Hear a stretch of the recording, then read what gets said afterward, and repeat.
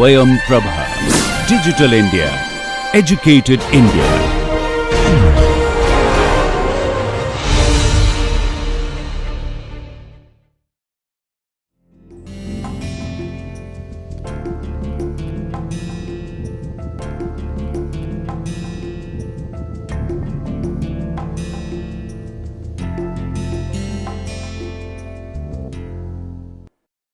नमस्कार।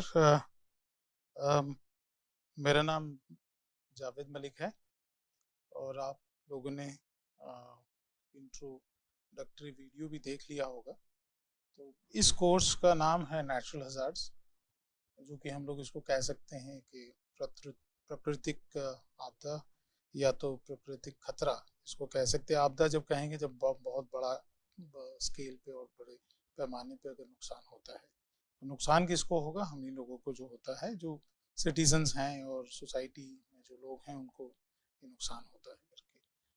तो हम लोग बेसिकली इस कोर्स में नेचुरल हजार्ड्स में प्रकृति से क्या खतरे हैं हमको और क्या प्रोसेसेस हैं, किस तरह के मतलब जो इवेंट्स हैं वो बड़े आपदा में बदल सकते हैं, तो उसके बारे में इसमें बात करेंगे हम लोग। ये कोर्स जो है वो इंट्रोडक्टरी उसमें मिलेगा आपको कि ये हमने करीब 12 वीक का इसको बनाया है।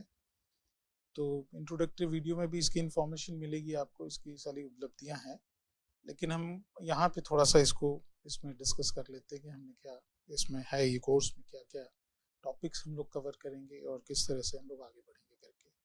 तो 12 वीक हैं और पहले जो पहले सप्ताह का है हम लोग लेके चलें या 1 या 2 सप्ताह में, तो हम लोग उसमें जितनी भी विभिन्न प्रकार के आपदाएं हैं, मतलब नेचुरल हजार्ड्स हैं और जिससे हमको खतरा हो सकता है, जो भी इवेंट्स हैं, तो उसके बारे में थोड़ा सा हम लोग बात करेंगे इसमें।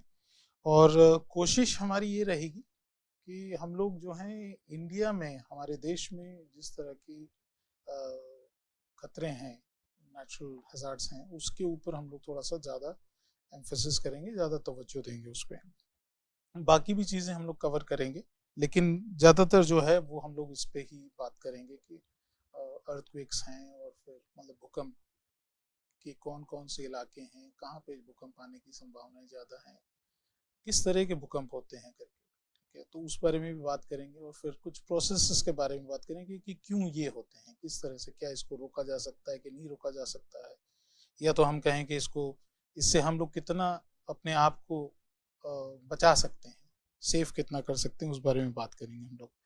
तो ये है आपका मतलब डिजास्टर जो है उसका इम्पैक्ट हम लोगों पे कैसे हो रहा है और जो उस इलाके में रहते हैं उन पे कैसे होता है, वो एक उस पर भी बात करेंगे। That is what we call natural disaster human impact on, हम लोग उस पर बात करेंगे।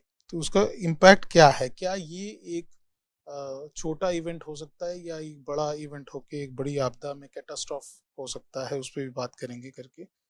और जैसे मैंने कहा कि इसमें हम लोगों को ये ध्यान देना ज़रूरी है और समझना ज़रूरी है कि क्यों होते हैं, तो उस पर भी हम लोग बात करेंगे। तो उसके लिए हमको अर्थ के स्ट्रक्चर्स के बारे में पता होना चाहिए, स्ट्रक्चर किस तरह के हैं, डिफरेंट हैं।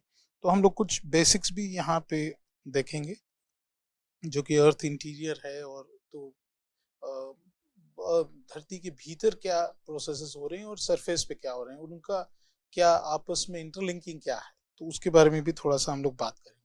क्या वो रीजंस हैं जिसकी वजह से हम लोग ये इवेंट्स देख रहे हैं या एक्सपीरियंस कर रहे हैं उसको, तो उस बारे में भी हम लोग बात करेंगे। तो उसका क्या रिलेशन है प्लेट बाउंड्री से, जो हम लोग बात करते हैं आजकल। जैसे ही कोई अर्थक्वेक आता है तो बड़े न्यूज़ में चीज़ें आती हैं कि भाई यहाँ पे इतना रिक्टर का मैग्नीट्यूड का या तो अर्थक्वेक आ गया, तो उस बारे में भी बात करेंगे हम लोग इसमें करके। फिर अर्थक्वेक के मैकेनिज्म के बारे में बात करेंगे, साइस्मिक वेव्स किस तरह से अफेक्ट करती है उसके बारे में बात करेंगे इस कोर्स में। तो ये ओवरऑल एक मैकेनिज्म जो है उसके ऊपर हम लोग कुछ समय गुजारेंगे जब ये टॉपिक आएगा। ये हालांकि ये 5वें और 6ठे सप्ताह में हम लोग इसको डिस्कस करना शुरू करेंगे करके। और फिर जो कि हम लोग की जो समुद्र तट है वो काफ़ी बड़ा है, एक्चुअली बहुत लंबा है, मतलब बड़ा तो नहीं हम कहेंगे लेकिन बहुत लंबा है, करीब 7500 किलोमीटर का पूरा एरिया जो देखें, अगर ईस्ट से लेके वेस्ट तक हम लोग जाएं तो पूरा है करके। और हम लोगों ने 2004 में बड़ी आपदा ही कहेंगे उसको, क्योंकि वो काफ़ी बड़ा इवेंट था और काफ़ी देशों को उसने अफेक्ट करा था।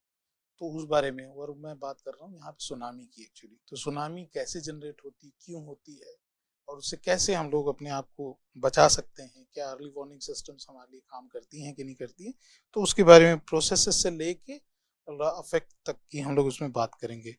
और कोस्टल इरोजन है उसके बारे में, और प्रिपेयर्डनेस हमारी क्या है उसके बारे में भी कुछ हम लोग बात करेंगे। फिर एक टॉपिक है जो कि हम कह सकते हैं कि ऊपर वाले का बड़ा शुक्र है कि हमारे पास वो इस तरह के प्रोसेसेस हैं नहीं, जो कि वॉल्केनो हैजार्ड्स जो। सो वॉल्केनिक हैजार्ड्स के लिए हमारे पास इतना कोई एक्टिव वॉल्केनो है नहीं हमारे पास, तो हमें इतनी घबराने की जरूरत नहीं। लेकिन फिर भी हम लोग उस पर कुछ जब वो टाइम आएगा तो उस पर भी बात करेंगे। तो ये बात होगी करीब 8वें और 9वें सप्ताह में। 10वें सप्ताह में हम लोग कुछ बात करने की कोशिश करेंगे लैंडस्लाइड्स के ऊपर।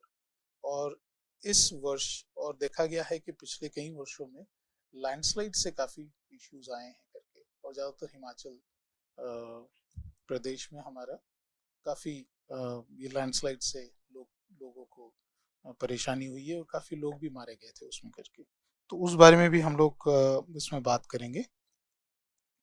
तो लैंडस्लाइड्स का बेसिकली हम लोग किस टाइप की लैंडस्लाइड है, बिकॉज हम एक बेसिक सभी को एक साथ जोड़ के कहते हैं लैंडस्लाइड हो गया, लेकिन वो लैंडस्लाइड किस तरह की है, किस मटेरियल में हो रही है और कहाँ हो रही है, वो बारे में हम लोग बात करेंगे। वो लैंडस्लाइड से रिस्क और क्या उससे हम लोग बचा जा सकता है कि नहीं करते, उसके बारे में थोड़ा सा देखेंगे करके। 11वें सप्ताह में हम लोग फ्लड्स पे बात करेंगे, और फ्लड्स भी आजकल काफ़ी कॉमन है हमारे देश में, और इस बार हिमाचल में, इवन बिहार में आपने देखा होगा, और इवन साउथ इंडिया में भी। तो काफ़ी इसमें इश्यूज आए थे, और काफ़ी प्रॉब्लम्स झेलनी पड़ी थी लोगों को फ्लड्स के कारण करके। और लास्ट वीक जो है हम लोग कोशिश करेंगे कि हम लोग 12वें सप्ताह में हम लोग कुछ टॉपिक्स हैं जो कि स्टॉर्म्स एंड साइक्लोन्स ज़्यादातर हम लोग ट्रॉपिकल साइक्लोन्स हमको अफेक्ट करता है, और ये हमारा ईस्ट कोस्ट और वेस्ट कोस्ट जो है उसमें ज़्यादातर अफेक्ट करता है, और ये वहाँ पे पाया जाता है। तो करके उसके ऊपर हम लोग कुछ बात करेंगे। हालांकि टॉर्नेडो और ये सब जो हैं वो कम हमारे इलाकों में देखे जाते हैं, और मतलब ऑब्जर्व किए जाते हैं, लेकिन फिर भी हम लोग उस पर कुछ बात करेंगे। लेकिन साइक्लोन्स तो है हमारे यहाँ पे, काफ़ी साइक्लोन्स है, और अभी उसकी मतलब जो फ्रीक्वेंसी है वो काफ़ी बढ़ चुकी है करके। तो इन चीज़ों पे हम लोग बात करके इस कोर्स का में आगे बढ़ेंगे करके। तो ये इनिशियली जो है हमारा ये कोर्स है, अगर हम लोग आगे बढ़ते हैं इस टॉपिक पे, तो हम लोग इसको कहते हैं कि ये भी एक तस्वीर केरला की है, जो कि दिखा रहे हैं कि फ्लड्स में हम लोग किस तरह से एक दूसरे से मिलकर काम कर रहे हैं। सो हम लोग इसको कहेंगे नेचुरल प्रोसेसेस, बिकॉज ये कोई आर्टिफिशियली नहीं क्रिएट किया गया है कि आप पानी में जाके कूद के और आपने इस तरह से कोई ह्यूमन चेन बना ली। लेकिन ये जो है नेचुरल प्रोसेसेस के वजह से, जो हम लोग कह रहे हैं आजकल एक्सट्रीम इवेंट्स जो हैं वो अचानक से, जैसे बादल फटना, अचानक से जितनी एक्सपेक्टेड नहीं था उससे ज़्यादा वर्षा होना, तो ये सब चीज़ें जो हैं वो आपको नेचुरल प्रोसेसेस में आपको लेके जाती है, और उसके बारे में ही हम लोग इस पे पूरा चर्चा करेंगे करके। अब नेचुरल प्रोसेसेस जो हैं ये हमारे हिसाब से तो हम लोग उसको कहेंगे कि they are exactly like what we say geological processes. So ये सारा जो है कंट्रोल जो है वो अर्थ इंटीरियर और एक्सटीरियर से है करके। तो हम लोग उस पर हमेशा जब बात करते हैं तो ये एक विचार आता है कि क्या नेचुरल प्रोसेसेस हम लोग कैसे लिंक करेंगे इसको। तो ये हमेशा ये उत्तर तो हमारे एज ए जियोलॉजिस्ट हम लोग इसको यही कहते हैं कि ये जियोलॉजिकल प्रोसेसेस हैं। तो इस प्रोसेसेस के बारे में भी जानना ज़रूरी है हमको, तो हम लोग कहते हैं इसको जियोलॉजिकल। और इस प्रोसेसेस से जो अफेक्ट हमको हो रहा है और जो खतरे हैं उसको हम लोग कहेंगे जियोलॉजिकल हैजार्ड्स, और हम लोग इसको ये भी कह सकते हैं कि natural hazards. Now course content अगर इसमें देखेंगे हम लोग, जैसे बात कर ली है हमने, तो मैं थोड़ा सा इसमें फास्ट जाएंगे हम लोग कि natural hazard related impact on environment.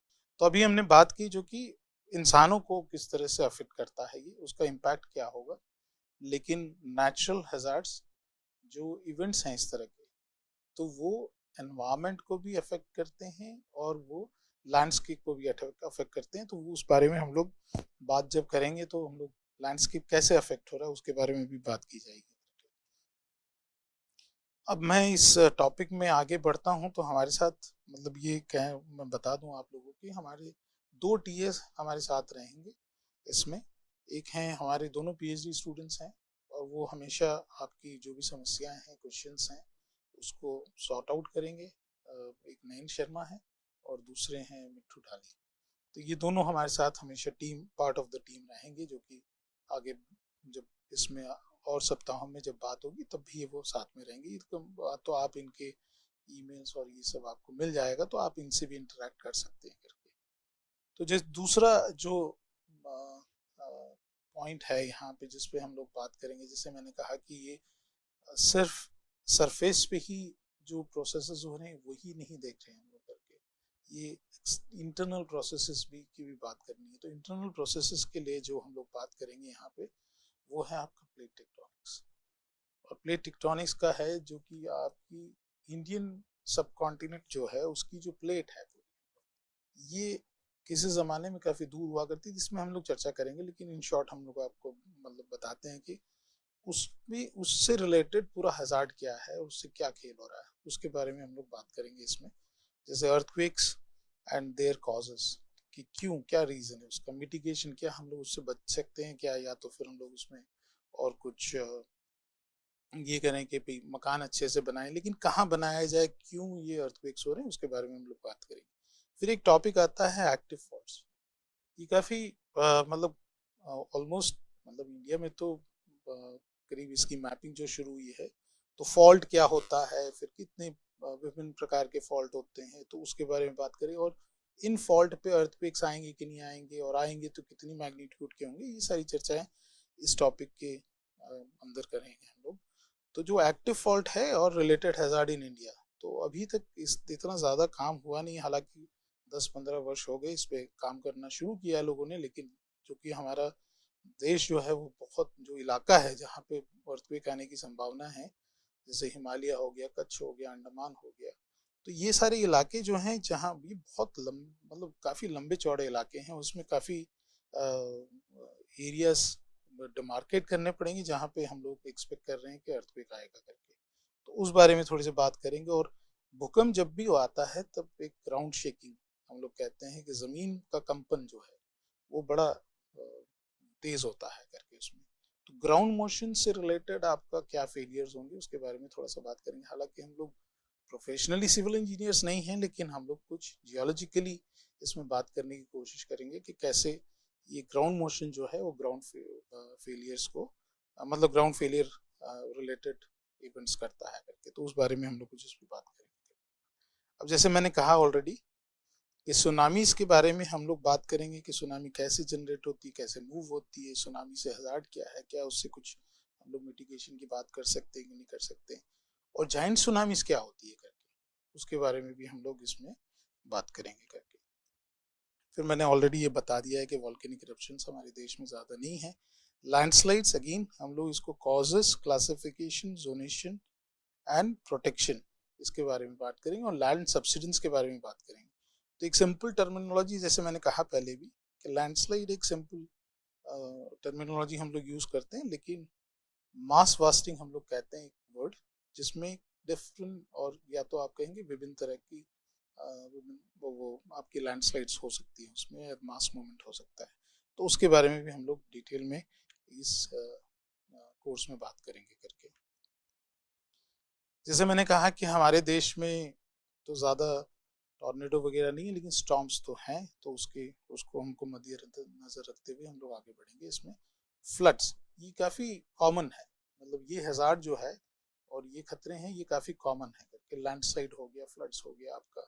लेकिन सुनामी और अर्थक्वेक्स जो हैं ये इसका अंतराल जो है वो बहुत बड़ा रहता है, तो उसको थोड़ा सा हम लोग इसमें ज़्यादा डिस्कस करेंगे, क्योंकि वो भी, और फ्लड्स तो हर साल आपको अफेक्ट करेगा, अगर प्रेसिपिटेशन, अगर रेनफॉल ज़्यादा है तो उसको अफेक्ट करेगा। तो इस बारे में भी हम लोग बात करेंगे कि रिवर हाइड्रोलॉजी क्या, टाइप्स ऑफ फ्लड्स क्या होते हैं आपके, अर्बन फ्लड है या रूरल फ्लड है, मतलब गाँव की तरफ ज़्यादा फ्लड्स हैं या तो शहरों में है, क्या है उसके बारे में बात करेंगे। फ्लड्स हज़ार्ड जोनेशन है, और कुछ बात करेंगे फ्लड कंट्रोल्स की, कौन से इलाके हैं जिस पे हमको कंस्ट्रक्शन नहीं करना चाहिए। तो ये बात जो है वो सुनामी के लिए भी आएगी, ये बात आपकी अर्थक्वेक्स के लिए भी आएगी कि हमको कहाँ कंस्ट्रक्शन कहाँ करना है, किस सतह पे करना है, मतलब धरती की किस सतह पे करना है, उस पर भी बात आएगी। हालांकि अंदर तो नहीं कर सकते, सरफेस भी होगा सब कुछ। फिर एक टॉपिक है जिसमें मतलब अगर समय रहा तो हम लोग इस पे बात करेंगे, जो कि वाइल्ड फायर्स का है। ये एक अभी टॉपिक काफ़ी उभर के आ रहा है, तो इस पर भी हम लोग कुछ चर्चा करेंगे। लेकिन अमूमन जो है हम लोग जो बात करेंगे, जो आगे के मैंने टॉपिक्स बताए हैं उसी पे ज़्यादा हम लोग एम्फोसाइज करेंगे। और फिर कुछ जो है केस स्टडीज़, मतलब जो हमने कुछ इवेंट्स को रिकॉर्ड्स किए हैं, मतलब कि होने के बाद डेफिनेटली, जैसे सुनामी 2004 का था, 2001 के भूकंप का है कुछ, और कुछ हमने कोशिश की है, हमारी जो टीम है उसने, कि कुछ वीडियोस डाउनलोड किए हैं जो लैंडस्लाइड्स हुई है या फ्लड्स आए हैं। अभी पिछले इसी वर्ष की बात है, वर्षा का जब मौसम था तभी हुआ है आपका, जैसे वायनाड में बहुत ही तगड़ी लैंडस्लाइड हुई थी, तो उसका भी कुछ वीडियो है, वो हम आपको समझाएंगे कि रीजंस क्या थे और क्या उसमें प्रोटेक्शन कर सकते थे कि नहीं कर सकते थे, क्या लोगों को वहाँ पे अलाउ करा जा सकता था, या तो हम लोग वहाँ से मतलब बसने के लिए वो एरिया ठीक था या नहीं, उस पर भी बात करेंगे कुछ करके। कुछ किताबें हैं, हालांकि जो हम पढ़ाएंगे और जो स्लाइड्स आपको मिलेगी और जो भी मटेरियल, रीडिंग मटेरियल इसके साथ मिलेगा, वो काफ़ी होगा। लेकिन अगर आप अपने से कुछ पढ़ना चाहते हैं तो ये कुछ किताबों का नाम है, तो उसको आप रेफ़र कर सकते हैं। काफ़ी अच्छी किताबें हैं, काफ़ी सरल भाषा में इसमें समझाया गया नेचुरल हज़ार्ड्स और डिजास्टर के बारे में, तो उसको आप देख सकते हैं करके। ये आखिरी वाली किताब है, ये काफ़ी हमारे दिल के करीब है, ये इंट्रोडक्शन टू एनवायरमेंटल जियोलॉजी, इसमें काफ़ी अच्छा था, और दूसरा नेचुरल हज़ार्ड्स वाला है करके, तो इसको आप देख सकते हैं। किताबें काफ़ी हेल्पफुल हैं।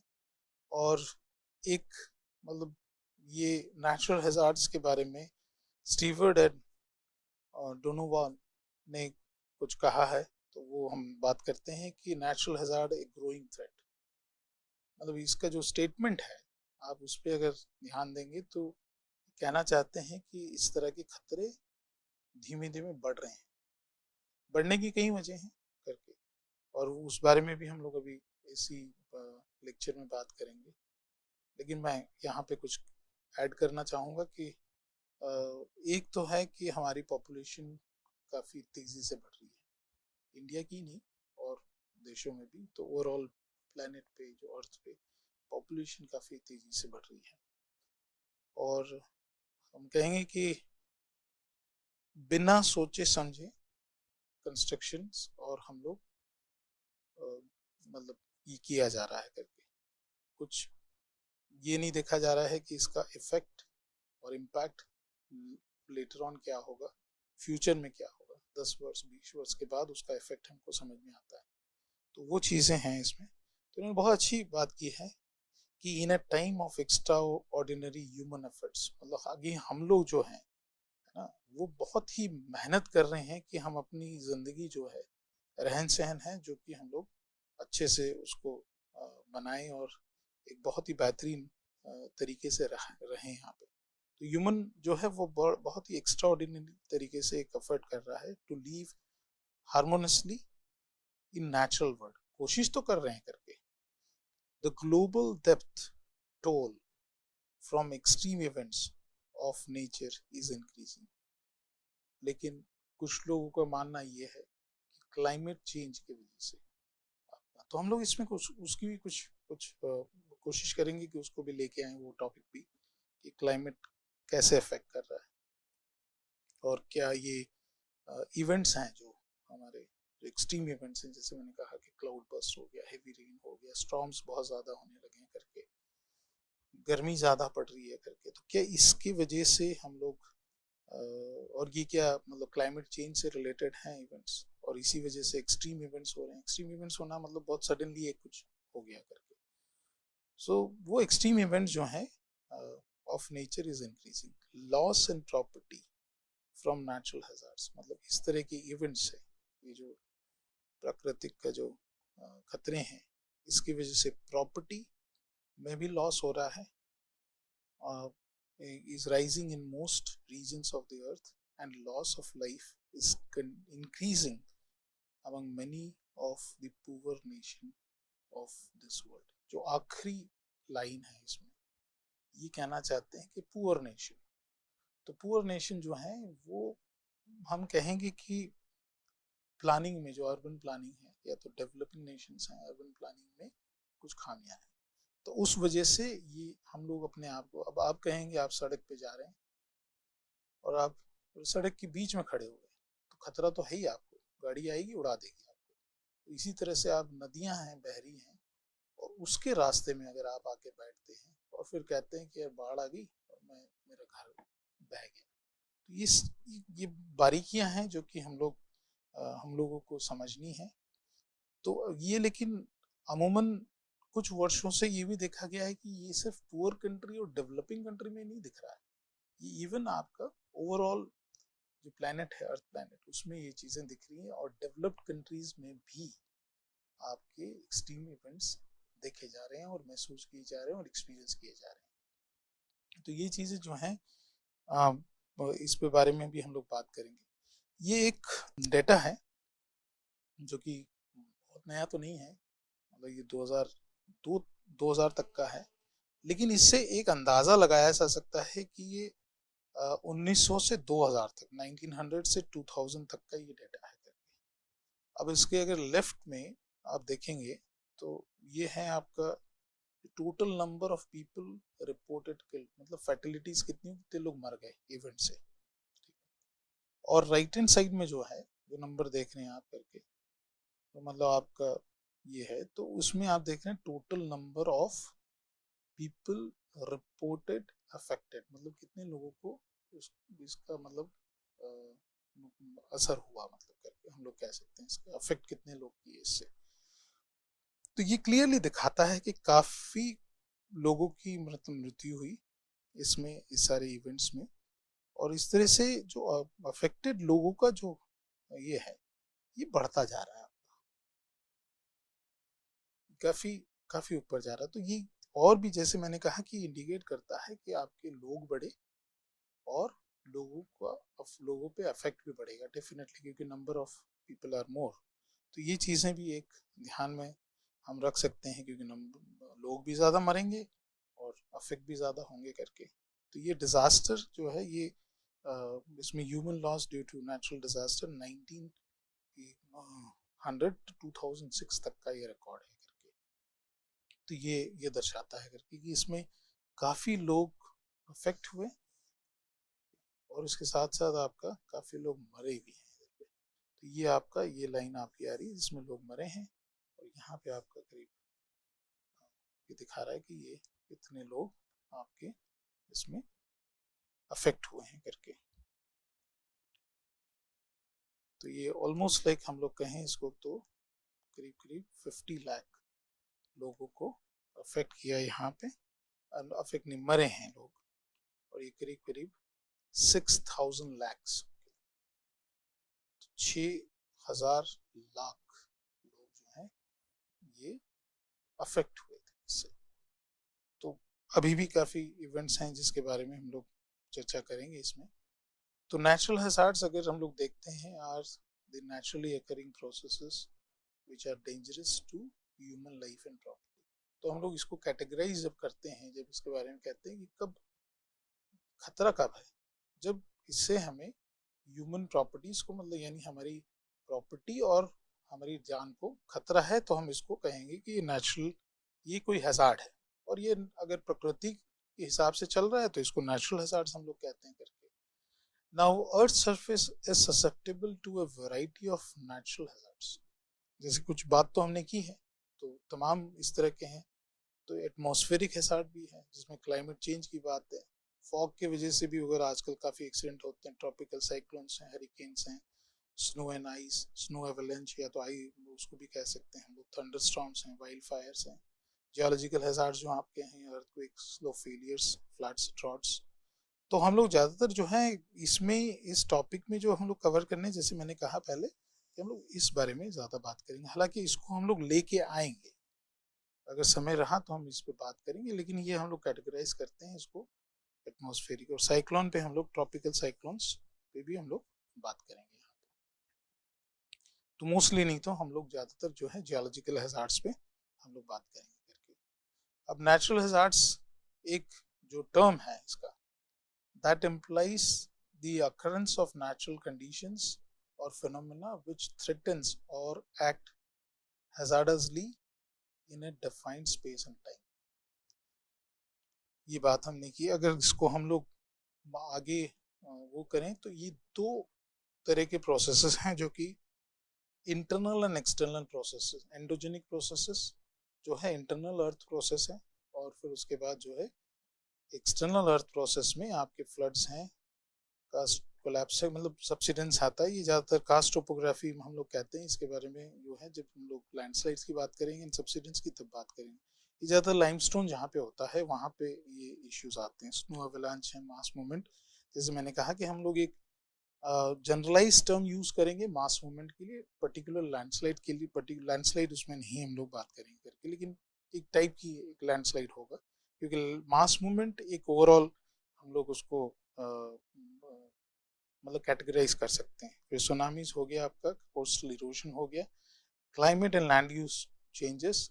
इसमें हमने कुछ अभी रिसेंटली कुछ अच्छा काम किया था, इसमें यूपी फॉरेस्ट एरिया में कुछ काम किए थे। तो इसमें हमारे जो साथी थे जो हैं स्टूडेंट हैं, उनसे हम कहेंगे कि एक हम लोग इसमें बातचीत करेंगे इसके बारे में, जो कि कैसे फॉरेस्ट एरिया है वो अफेक्ट किया इन प्रोसेसेस की वजह से। तो ये सारा बात हम लोग आगे जैसे जैसे बढ़ेंगे उसमें डिटेल में करना शुरू करेंगे। तो आज के लिए यहीं पे रुकते हैं। थैंक यू सो मच, नमस्कार।